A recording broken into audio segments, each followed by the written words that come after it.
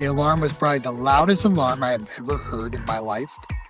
So I, of course, asked the nearest employee, like, I don't recognize that alarm and I don't remember that in the training. He goes, that's because we never want to hear this alarm. The company I was working with and working for was looking at a 60% turnover rate year after year. Huge numbers for a company that had well over 1,000 employees across 5 or 6 different states. What's the problem? Oh, we have a turnover issue. The first thing that anybody should ever ask is, why do you say you have a turnover issue?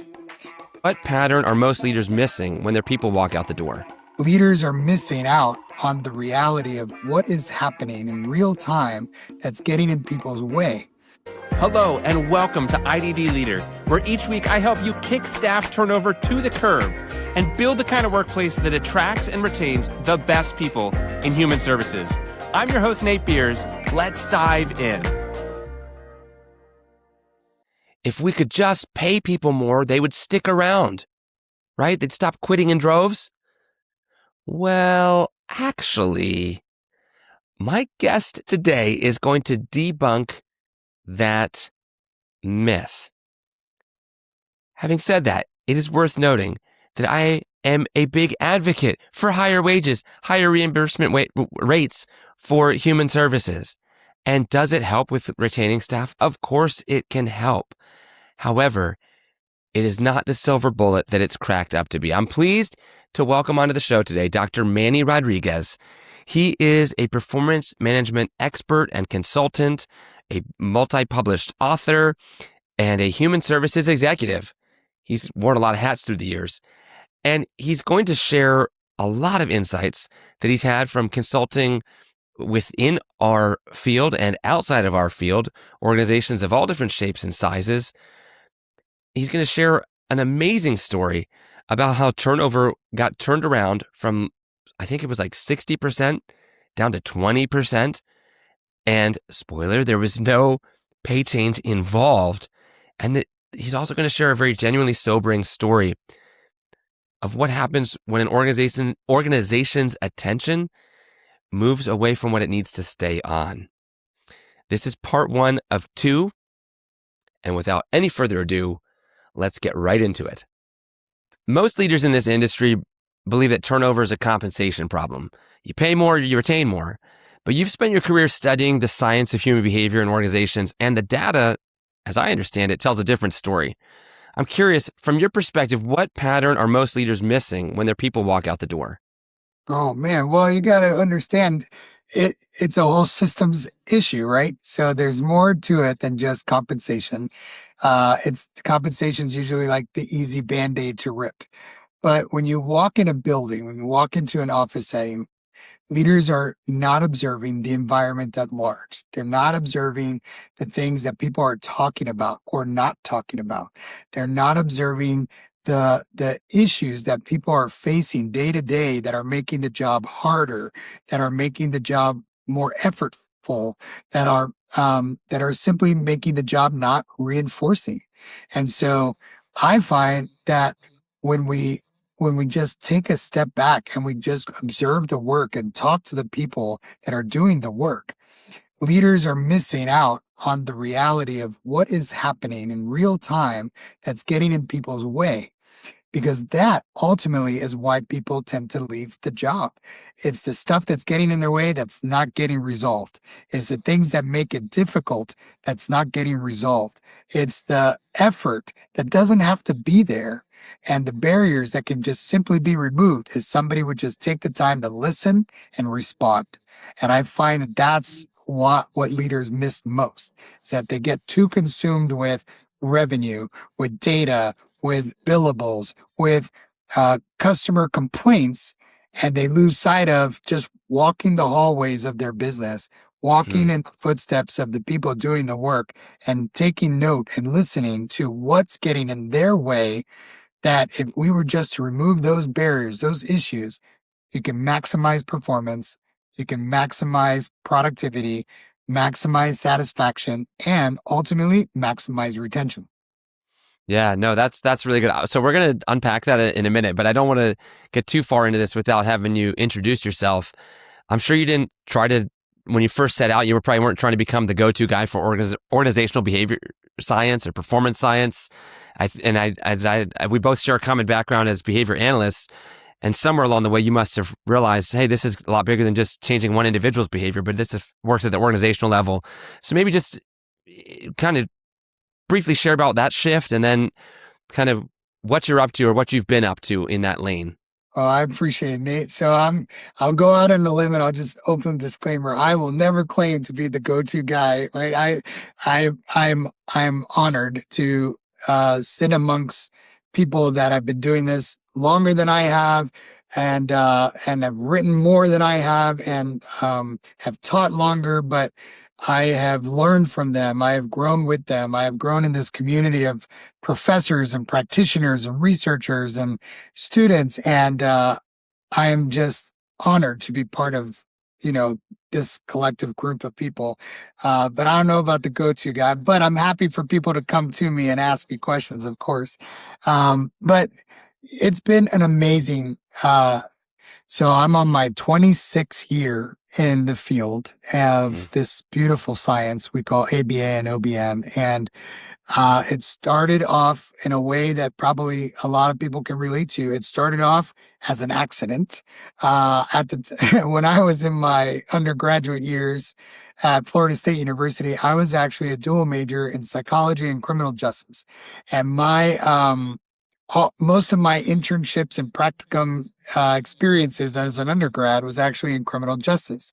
I was studying to be a cop. I was studying to be an FBI agent. I was trying to go into law enforcement.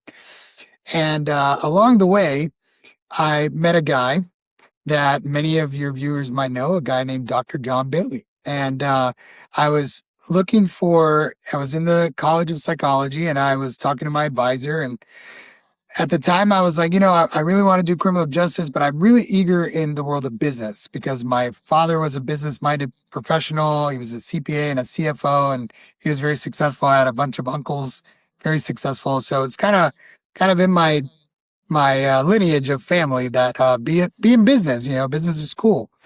But I didn't know the first thing, and I wasn't a business major at the time. And my advisor said, there's a guy on the ground floor of the building here, of the psychology building, not the first floor, the ground floor. And his name is Dr. John Bailey. You should go meet him. Let me interrupt you for a second because I actually think many listeners will not be familiar with John Bailey because most of my listeners really, they probably don't even know what OBM stands for because that's just not their focal point. So do tell the story, but maybe just keep that in mind that may be not. Okay, all right. I know that name for sure. Okay, as a behavior analyst, but yeah, a lot of most listeners don't have any background in behavior analysis at all. Okay, all right. So let's go backwards. So basically, I got introduced to a guy who was a professor in the university, and at the time, I didn't know who he was either. So all I knew is he was a professor that did something in the world of psychology and business. That's pretty much it. And he So I knocked on his door, and sure, it was dungy, grungy, like deep in the lair. And all I saw was an open desk in the middle of the room, and his office is like in a corner. And it happened to be also the side offices of all of his PhD students. So I knocked on his door. He welcomes me in. He's like, "Who are you?" And so I told him who I was, and he was like, "Well, sit down." And he talked to me about this beautiful world of applied behavior analysis, a science I had not heard of. And also he talked to me about what is now that I understand it, was called organizational behavior management, which is essentially, in a nutshell, applied behavior analysis applied to business.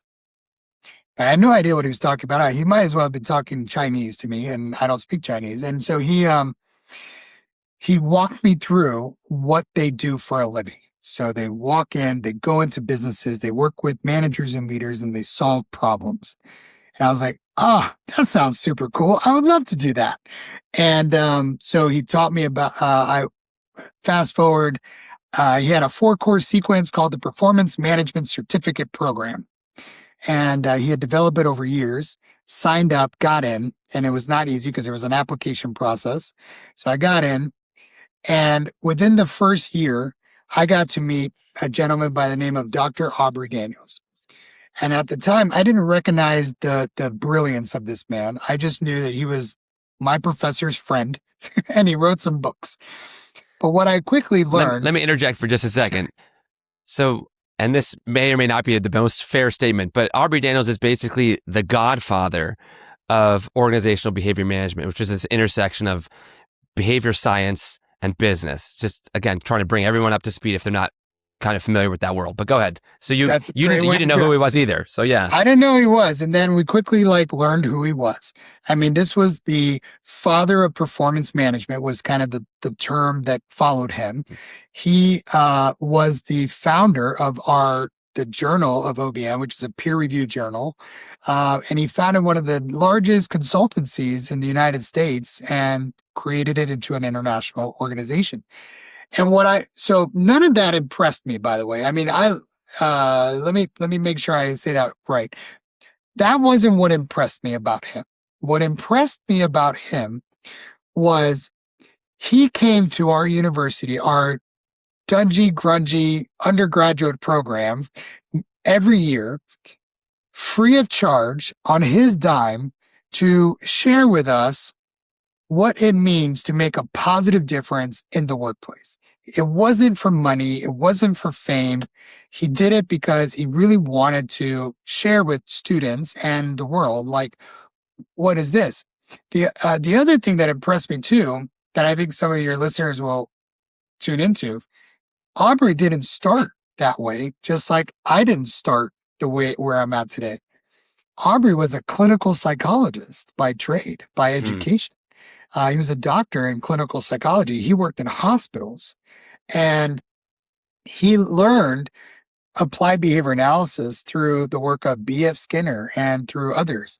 And he latched onto it as a manager in the hospital and started making organizational performance change with his staff, with the management team, and started making brilliant improvements as a manager. And when I first learned this, I was studying to be a cop. And could a cop do this work for a living? And at the time, I thought, why not, right? Cops are, there's managers, there's lieutenants, there's captains. They all have management responsibility.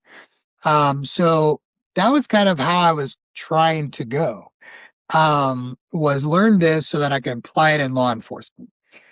And, well, fate has another decision. That's another way of working out. So I, fast forward. So 25 years later, what I've been able to do as a career is I've been able to work as a external consultant, working with businesses around the world. I've been able to work as an internal change manager in multi-international chemical companies. I got to start my own businesses as doing external consulting, training development, leadership development, things like that. I got to work in online education. That was kind of cool. That was really far out of my realm, but that was fun. And just work on online programs and so on and so forth. And now I work in a kind of a dual capacity. So I work for an ABA clinical company here in Melbourne, Florida, and I get to do great OBM work as a director, as an executive director of our clinical operations. And then my CEO and I get to travel the world and disseminate and educate leaders about the power of what we call OBM, organizational behavior management. But in a nutshell, it's how to make a positive difference in the workplace, we opened up this segment with turnover and what leaders miss. And one of the greatest things I get to do is work with leaders to discover those things, discover those opportunities to make a positive difference. And that's what OBM is all about. Well, that's a great rundown. I love your basement. I noticed you kept repeating that basement. It left a mark on you. Very, very. Yes. It's in my brain. Yes, I'm sure it did.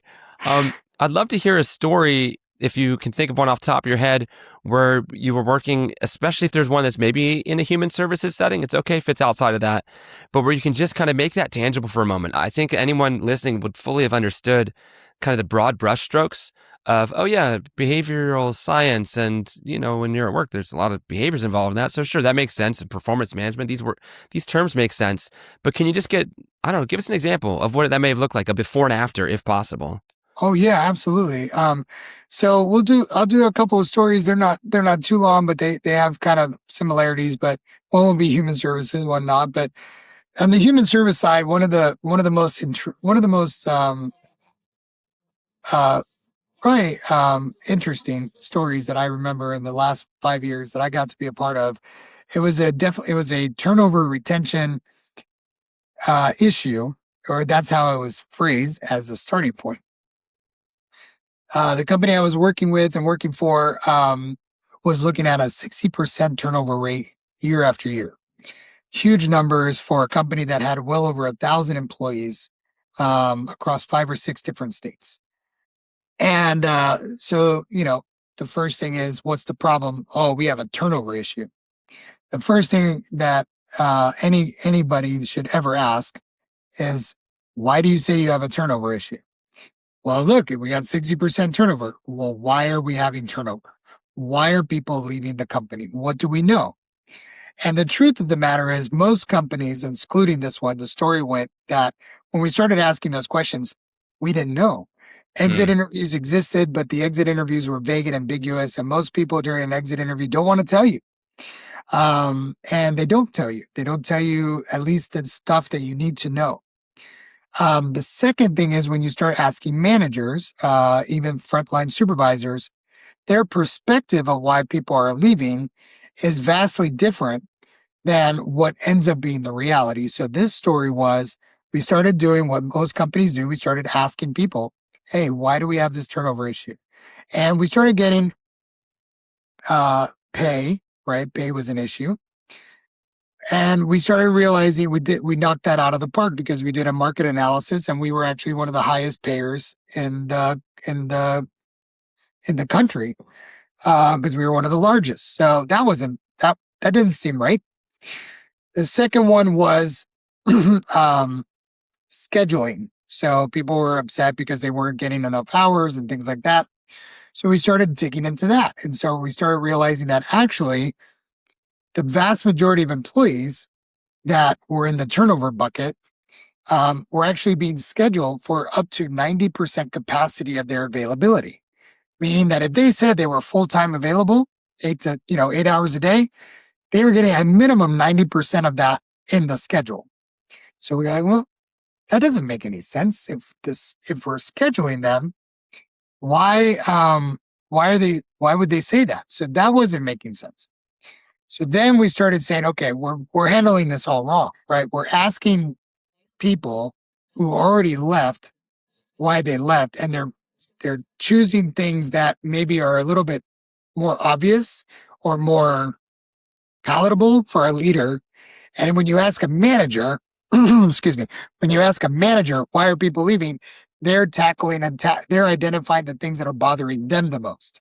Scheduling is a problem. It's hard. It's a lot of effort. It's a mountain to climb. So, and if you do it right, it's a lot of work. So scheduling, right? When you start asking the employees, and that's what we did next, we said, okay, we're going to ask the people that are here, and we called them stay interviews. Hey, you've been an employee here for a few years. Why do you stay here? And why do you think people are leaving? And that's when we started unveiling all the truths. So they weren't getting enough feedback on a regular basis. They didn't know where their performance stood amongst the rest. They were complacently dealing with one obstacle after another obstacle because they kept raising the flag and nothing was getting done about it. They were working with processes and procedures that had bottleneck after bottleneck, and they were just trying to move the needle when really it was a process issue or a system issue. And then finally, one of the biggest reasons they would say people would leave is simply because by staying, they saw no change happening by raising the concerns. So they figured people are leaving because even if it's not better on the other side, it can't be any worse. And they're just not getting what they need out of it. So that opened up the door for this company that we were working with, this human services. We did a number of different system level changes. We improved processes. We streamlined processes. We clarified the expectation of a manager to actually manage the team on a day-to-day, week-to-week basis by making sure the manager was observing them in real time, providing them clear expectations, removing obstacles out of their way, providing them good feedback, and focusing more on reinforcing performance in real ways that would be meaningful for the staff. We didn't change salaries. We didn't change compensation models. We didn't do any kind of pay for performance structure. We didn't do any bonus systems. We just simply looked at how work was being done and how to make it better. So we did that, and it took us about maybe 3 months. We improved the onboarding process. We improved their scheduling process. We improved our training process, the on-the-job training, not the like in a classroom training, like on-the-job training. And then we focused very heavily on the managers and the supervisors on how they carry about their leadership on a day-to-day, week-to-week basis, and removed a bunch of things out of their plate that was keeping them from being effective managers. We did that. That probably took about 3 to 6 months. And after the end of the 3 to 6 months, we saw a 40% reduction in turnover. So we went from 60 to 20. That lasted about, I want to say 3 years while I was there, and then another 3 years after I left the company I was working for. And they were able to sustain it by simply just focusing on leadership development, process improvement, and listening to the employees that were in the company that were not leaving, and stop wasting time of the people that left because they're leaving. So they made a choice for whatever reason. Let's not worry about that. Let's focus on the people that are staying. And I think that was a huge aha moment for the human service company I was working for.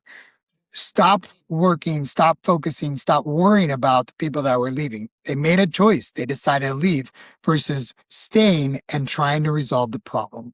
And man, was that an epic turnaround. So that was a good story. And that company, every once in a while, I get to hear from them, the people that are still there, and they tell me they still have some of those systems and processes in place and things like that. That's really cool. Before you do the second story, I just want to highlight two things because it certainly is some recurring themes that come up. One of them, that what you identified, was reducing the friction points, or like anything from dumb policies, or more often it's actually how it's getting implemented, or some process that's unnecessarily clunky, things like that. Seems to be such a recurring theme with different guests or different organizations I've interviewed that are seeing the positive results of lower than expected, turnover and things like this. That is almost always in place. And then the second one is was just and it closely relates, but the feedback, just both employees getting the feedback on their own performance, but then the organization getting feedback from its own employees on how to, so they even know what those friction points are. And almost nothing can be more demoralizing than, being asked, what do you think about this, saying what you think, and then hearing nothing back or seeing no action taken. And, frustrating. It's frustrating. Yeah, so frustrating. And contrasting that with, it sounds like the organization ended up being very responsive, and what a difference that made. Yeah. And I think part of it was just kind of changing their mindset, changing the way that they viewed the metrics, viewed the data, viewed their role. I think a lot of people in executive level and director level, even manager, supervisor level, they get so inundated on their job, their role as managing a process or managing a unit. I don't know if it was Aubrey that said it or someone else would say it all the time. A leader's job is about managing the people side of the business first.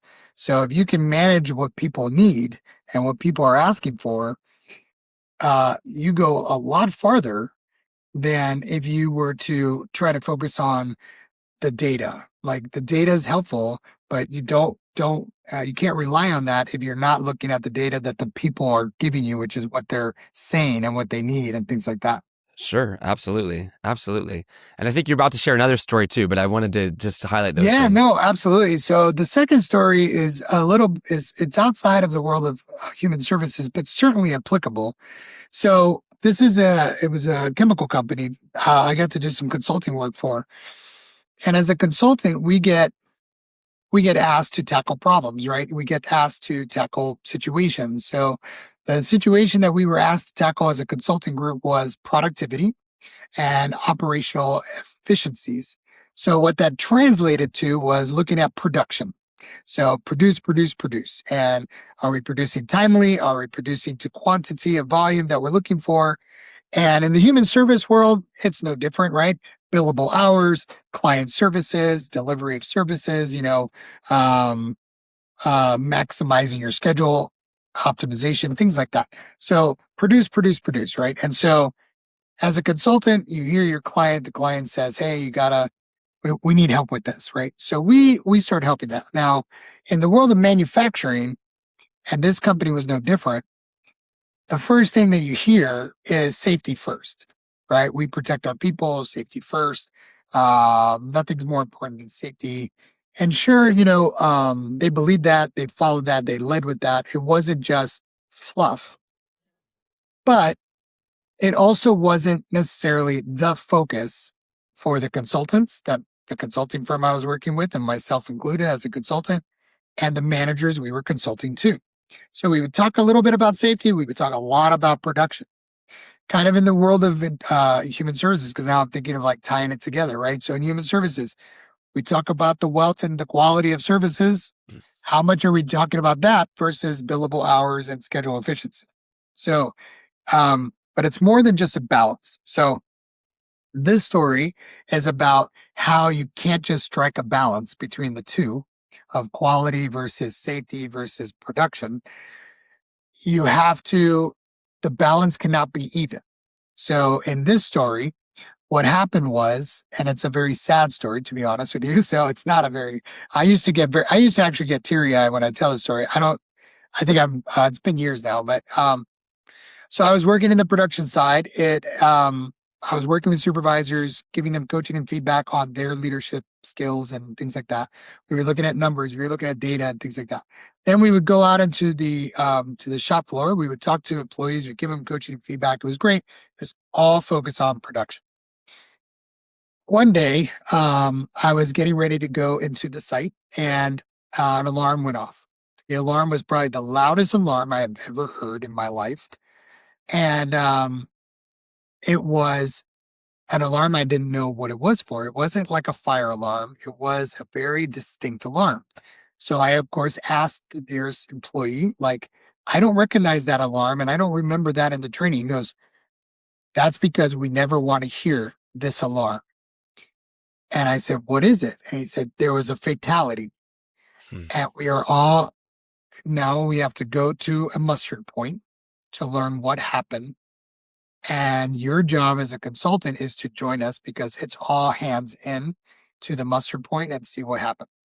So I go to this muster point with this employee. The managers, directors, the executives are already there. This is a site wide, we're talking maybe close to 2,000 people that are at their designated muster points when this alarm hits. Essentially, production stops. Production stops.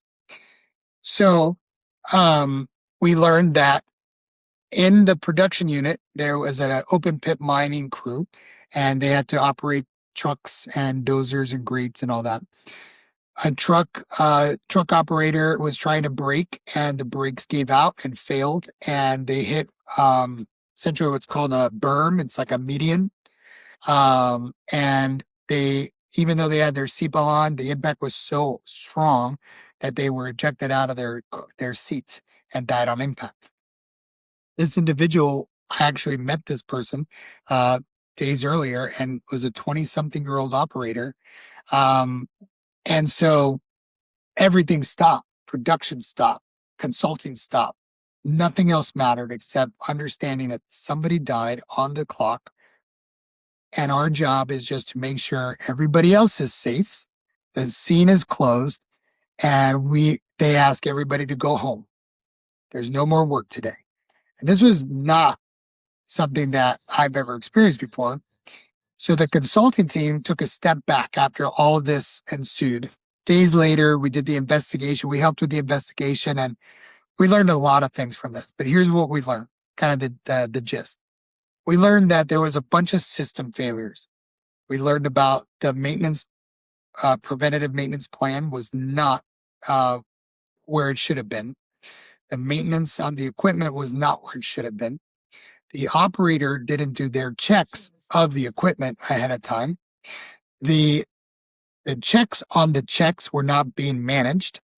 So you can imagine like system failure after system failure, all of which could have been prevented. But what really keyed in on us was that um, there was a lack of clear management oversight on these processes because the focus had been so heavily on production and not on preventative maintenance with secure safety, which supports production.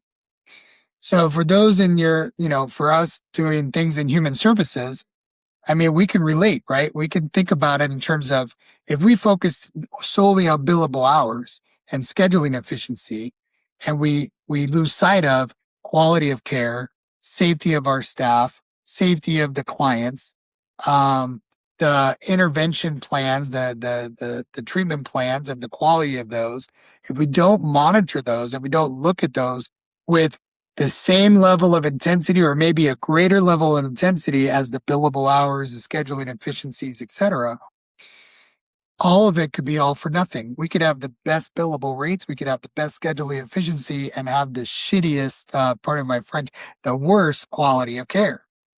So we could also have safety injury after safety injury, things like that. So that's what that story taught me. And that actually became the first deviation of my career. I went from full-time external consulting, and that's when I went and worked at a chemical company doing behavior-based safety full-time because I wanted to.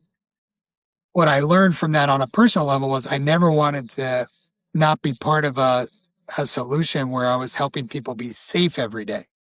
And similar to how I act here in my job, there's nothing more important than the safety of my staff and the kids that we get to support.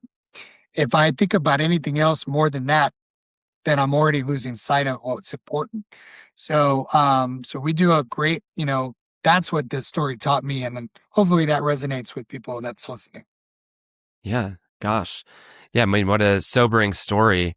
And I think that it points out something I think it's kind of easy to have happen where there's sort of a lot of external praise and rewards over things like crushing the billable or even, I mean, this wasn't the case there, but where I've seen this play out in human services sometimes has actually been rapid growth organizations, right? Like post merger, those first few months, sometimes the systems that are just like things are completely unchecked that should not be unchecked.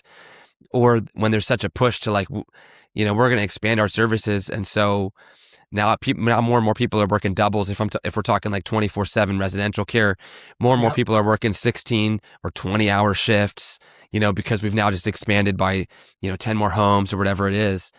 But it's sobering to realize or to be reminded, I guess, that, yeah, all that can really feel like it's for nothing if at the most foundational level, people aren't being taken care of in a safe way. And not just our clients, right? Our staff too. I'm sure in the industry that the listeners are here in this podcast, I mean, when we think about human services, I mean, you got residential facilities, you got group homes, you got schools, you got private schools, public schools, you got clinics. Um, and one of the things that we've seen in our field alone in ABA, but also in healthcare in general, is the number of companies that are expanding very rapidly. And some of them are doing it very well, by the way. Some of them are doing it very sure. cautiously and consciously of how to do it well. But you always hear the stories of those that do it almost too quickly. And It's easy to do when you're the owner, the executives and things like that, because you see the benefit of it from a financial standpoint. You see the benefit of it even from a pure um, desire to grow and support more families and support more clients and things like that. But if your heart and soul is not invested in observing and analyzing how things are operating on a day to day, it's easy to lose sight of those things. And what ends up happening? Turnover, injuries, complaints. And if you don't watch it and you don't manage it well, it can spiral out of control. Yeah, absolutely. Absolutely. No, that's quite a sobering story, and I think that it's extremely relevant for for human services.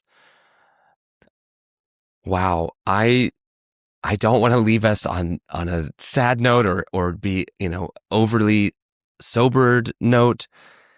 And yet that story that he shared, it truly is sobering. It really is sad. But let's use that as fuel to pay it forward. Shoo, let's just think about, and this would be my action move for you, okay? For this week. I always leave you with an action move. Would be just take 3 minutes. Maybe it won't even take a full 3 minutes. Take 3 minutes and just think about, is there any misalignment in your organization right now between stated values and stated goals and what's actually getting time and attention and focus? Because when those things disconnect, bad things really can happen. And that's the last thing in the world that we want, right? In a field that's all about empowering people, helping them live their best lives. We don't want to be ever on a news story, or at least not those kinds of news stories. That we don't want our agency's name out there in that way. But more than that, we care deeply about people. That's why we're here.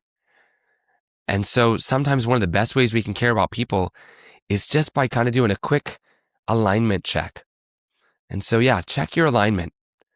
And if you feel like you're not 100% sure if that's how it feels on the ground, maybe make a couple phone calls, maybe show up and start talking to a few people on the front lines or frontline supervisors and ask them, is this feeling in alignment? Are we setting people up to fail with too many double shifts or with other situations that might create danger? And look, I understand this is kind of heavy. We might not have an easy solution to it, other than to say the worst thing we could do would be to bury our heads in the sand and not even pay attention or make any changes. So there you go. That's your action move for this week. In a way that's maybe a little bit less sober, but also super important when it comes to stewarding our staff, I have a free resource for you. You can find it at iddleader.com/burnout.